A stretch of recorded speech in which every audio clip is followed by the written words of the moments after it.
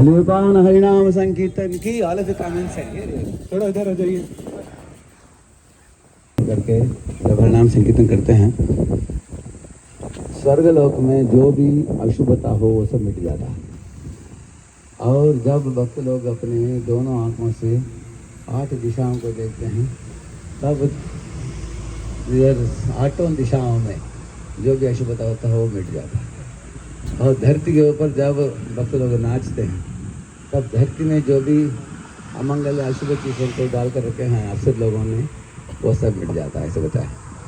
तो हरिनाम मुख में जब निकलता है साथ साथ अपने हाथ पैर आँख अपने जिह्वा अपने कान इत्यादि को इस्तेमाल करके भक्त लोग काया वाचा मनसा अर्पित करते हैं भगवान हरि को कि हरिनाम संकीर्तन की यज्ञ करते हैं तब सारे त्रिलोक मंगल में हो जाते हैं।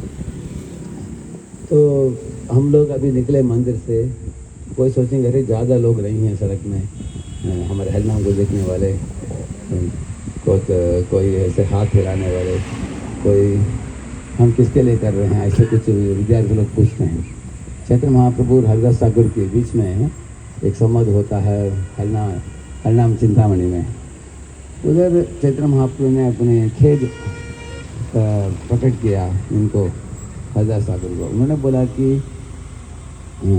इस दुनिया में हम जब हरिनाम संकीर्तन देते हैं मनुष्यों को तो हरिनाम प्राप्त हो जाता है लेकिन पेड़ पौधों को कैसे प्राप्त होगा बाकी छोटे प्राणियाँ हैं उनको कैसे प्राप्त होगा उनका उद्धार कैसे हो सकता है। ऐसी 84 लाख योनियों में अभी जलचर हैं रेंगने वाले प्राणियाँ हैं जमीन में भागने वाले दौड़ने वाले प्राणियाँ हैं। तब हरिदास ठाकुर ने बोला कि भगवान आपके नाम के उच्चारण से बाघ और हिरण और हाथी को भी आपने उद्धार किया और जब आप हरिनाम करते हो तब लगता है कि दूर के पहाड़ों से उसका प्रतिध्वनि आता है लेकिन वो प्रतिध्वनि आता है वो पहाड़ का हरिनाम का उच्चारण है।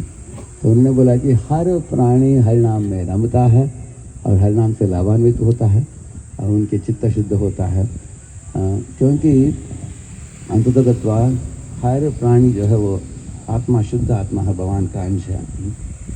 हो सकता है कि अलग अलग शरीर वाहनों में वो बैठा हुआ जैसे कोई लूना में बैठा है कोई ट्रक में बैठा है कोई गाड़ी में बैठा है कोई एरोप्लेन में बैठा है। इस एरोप्लेन में जैसे बैठा ऐसे पंछियाँ उड़ रहे हैं कोई ट्रक में बैठा जैसे ज़मीन में रेंगने वाले ऐसे कोई सबमरीन के अंदर बैठा जैसे मछलियाँ हैं।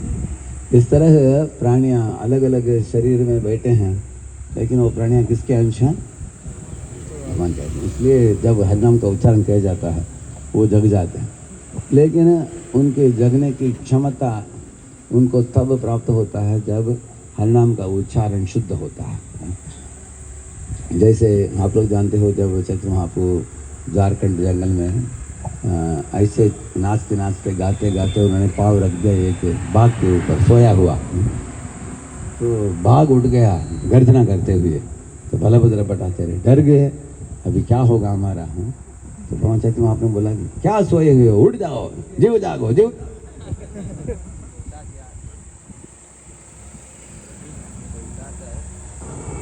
हरे कृष्ण उसको उठाकर उसका हरिनाम गाने के लिए बोला और वो हरिनाम गाकर उसके अंदर वैरी भावना मिट गया और वो नाचने लगा बाघ। इसी तरह से बाघों को हिरणों को महाप्रभु ने नचाया और महाप्रभु के साथ साथ वो आने लगे एक बाजू में बाघ दूसरी बाजू में हिरण दोनों आने लगे। बाद में दोनों हाथ पकड़ते हुए दोनों नाचने लगे साथ में। एक बार परम पूज्य गोपाक्ष महाराज जी पुणे में आए थे और गुरु पूजा गा रहे थे महाराज जी। तब देखा हमने 2 भक्त नाच रहे थे गुरु पूजा में।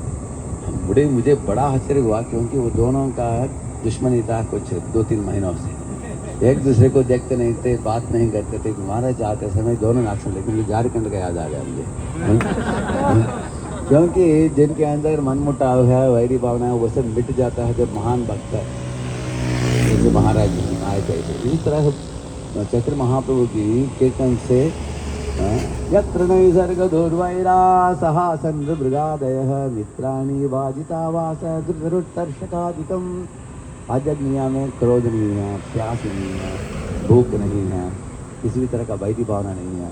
नैसर्गिक रूप से वैरी रखने वाले प्राणियाँ भी भगवान के धाम में वो साथ में रहते हैं, जैसे बाघ और हिरण साथ में पानी पीते हैं तो यमुना में उनके बीच में, क्योंकि उधर बाघ और शेर भी दूध ही पीते हैं, वो वेजिटेरियन हो जाते हैं भगवान के धाम में, आपको बताया।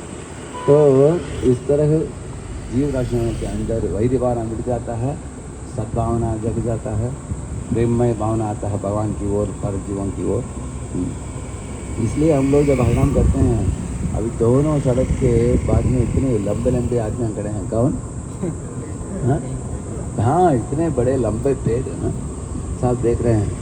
इसको बोलते हैं ब्रजौ कथाम है, भागवत हैं अहो भाग्यम नंद गोप ब्रजौ कथाम जन्मित्रम परमानंदम पूर्ण ब्रह्म सनातनम। ऐसे श्लोक ब्रह्मा जी बताते हैं, बोलते हैं अहो भाग्यम, किसके बारे में बोल रहे हैं? गोपों के बारे में। ये गोपों की कितना बड़ा भाग्य है कि उनके घर में भगवान अवतरित हुए हैं, कृष्ण के रूप में खेल रहे हैं ऐसे। लेकिन नंद गोप ब्रजौ कथाम बोलते हैं। ब्रजौ कथा मतलब वृंदावन के प्राणियाँ भी, जैसे हिरण, जैसे मोर, जैसे गाय बछड़े, साथ साथ पेड़ पौधे, तो वो भी सुरत होते हैं जब भगवान मुरली बजाते हुए वन में प्रवेश करते हैं। कुकु कोयल कुहू करती है, वो करती है, और मोर नाचते हैं, और यमुना फूल फेंकती है, और पेड़ अपने डालियों से भगवान को फूल अर्पित करते हैं। भगवान कृष्ण बताते हैं बलराम को, भैया इनके फूल को उठा लो और फल को भी ले लो, और इस फूल को अपने टर्बन में पहन लो, ये पेड़ खुश हो जाएंगे, क्योंकि ये बलिदान देना चाहते हैं। इसलिए हमें इन पेड़ पौधों को साधारण नहीं समझना चाहिए।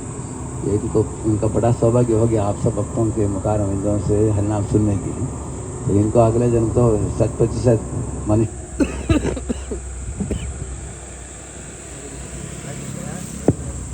हरे कृष्णा। हाँ, आ गया।